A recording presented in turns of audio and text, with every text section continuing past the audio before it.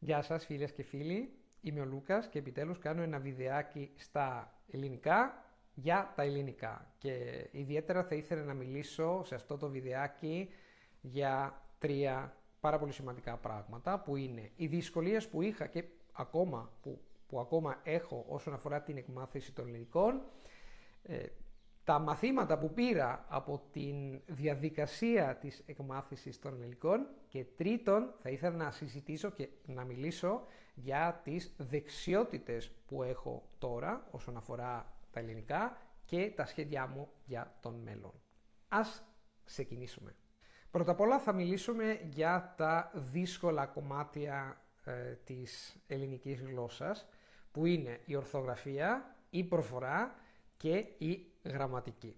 Πρώτα απ' όλα όσον αφορά την ορθογραφία, νομίζω ότι η ελληνική ορθογραφία είναι στην πραγματικότητα αρκετά δύσκολη γενικότερα και νομίζω ότι ο γεγονός για τον οποίο είναι δύσκολη αυτή η ορθογραφία των ελληνικών είναι ο γεγονός ότι ένα ήχο μπορείς να γράφεις το ίδιο ήχο με πολλούς τρόπους. Για παράδειγμα, στην λέξη είναι, η δευτέρη συλλαβή είναι αποτελείται από δύο γράμματα, α και ι είναι. Αλλά στη λέξη ελέφαντας η δευτέρη συλλαβή αποτελείται από μόνο ένα γράμμα που είναι ε.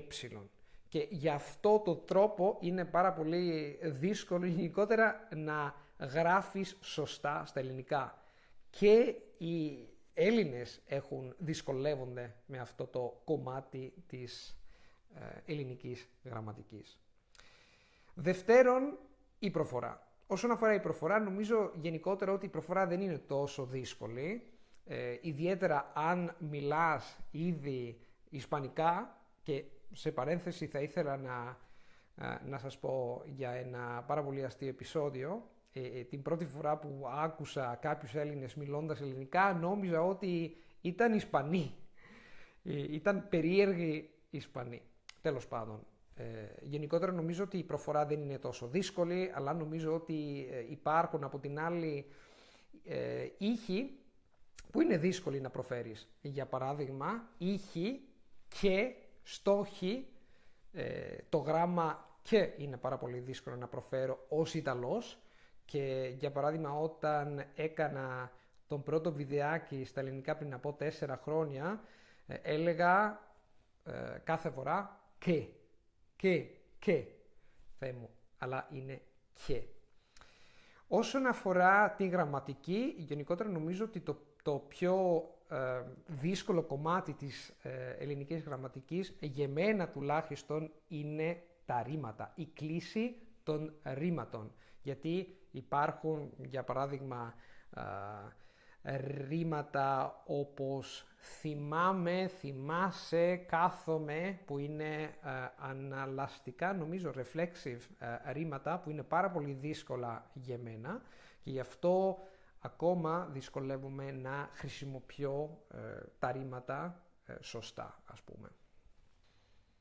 Το δεύτερο σημείο αυτού του βίντεο είναι τα μαθήματα που πήρα από την διαδικασία της εκμάθησης των ελληνικών. Πρώτα απ' όλα νομίζω ότι είναι πάρα πολύ σημαντικό να ξέρουμε ακριβώς γιατί θέλουμε να μάθουμε μία γλώσσα.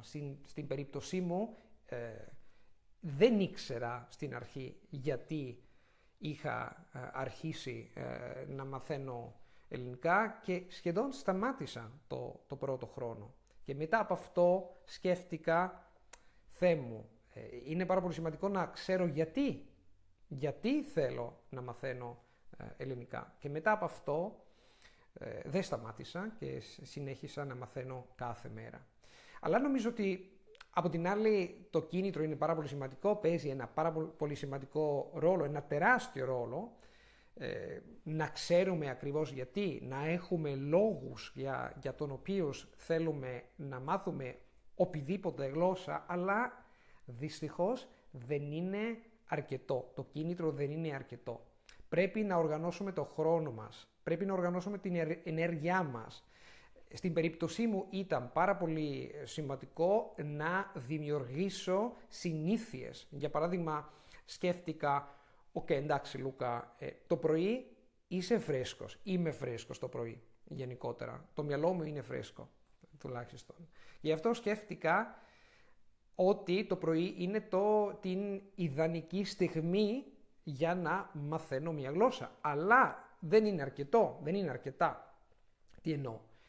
Εννοώ ότι ήταν πάρα πολύ σημαντικό να δημιουργήσω συνήθειες.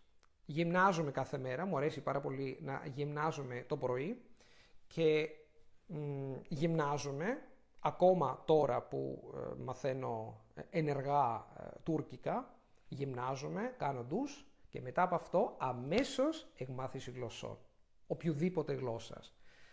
Και αυτό άλλαξε όλα, άλλαξε τα πάντα, γιατί σε αυτόν τον τρόπο δεν πρέπει να παίρνω αποφάσεις να μαθαίνω ή όχι, ή μη μαθαίνω μια γλώσσα. Αυτοματικά το κάνω κάθε πρωί. Και αυτό είναι πάρα πολύ σημαντικό. Και φυσικά ένα άλλο πράγμα που είναι πάρα πολύ σημαντικό είναι ο γεγονός ότι πρέπει να κάνεις κάτι που σου αρέσει.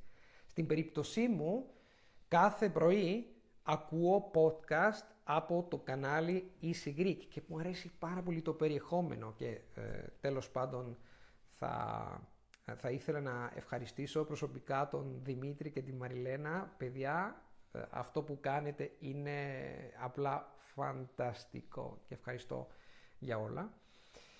Και κάνω, για παράδειγμα, ακούω podcast, ακούω και βλέπω βιντεάκια, βλέπω ειδήσεις κτλ. Αλλά αν κάνεις αυτό που σου αρέσει, έχεις όρεξη να ξανά να αυτό το κάνεις. Και αυτό βέβαιος παίζει ένα τεράστιο ρόλο στην εκμάθηση γλωσσών, γιατί μπορείς να μαθαίνεις μια γλώσσα καλά και να μιλάς μια γλώσσα άπτεστα μόνο αν μαθαίνεις κάθε μέρα.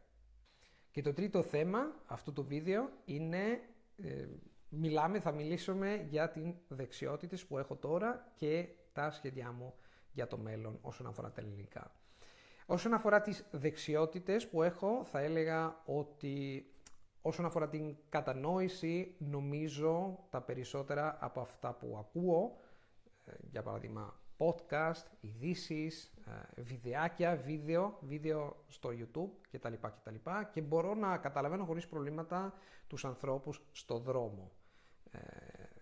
Ήμουν στην Ελλάδα τον Σεπτέμβριο και μίλησα με τους ανθρώπους στην πραγματικότητα, γιατί νομίζω ότι είναι σημαντικό να κάνουμε κουβεντούλα, για παράδειγμα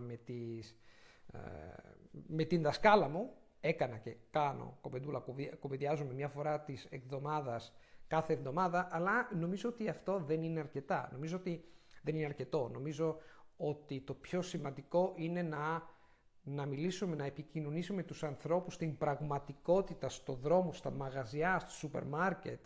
Και είχα την ευκαιρία να κάνουμε αυτό στην Ελλάδα επιτέλους. Και ήμουν στην Ελλάδα επιτέλους μιλώντας ελληνικά και μίλησα όχι μόνο με τους ανθρώπους στο δρόμο, αλλά με τον Δημήτρη, με την Μαριλένα και τα λοιπά. Και αυτό άλλαξε τα πάντα.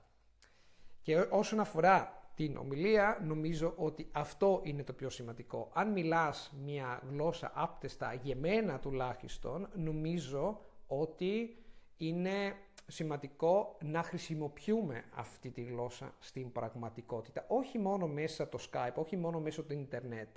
Νομίζω ότι πρέπει να γνωρίσουμε ανθρώπους και πρέπει να κουβεντιάζουμε με τους ανθρώπους, όχι μόνο στο Ιντερνετ, στην πραγματικότητα, στην Ελλάδα, στις άλλες χώρες κτλ. Παιδιά, ευχαριστώ πάρα πολύ. Αυτά είναι και τα λέμε. Ciao ciao.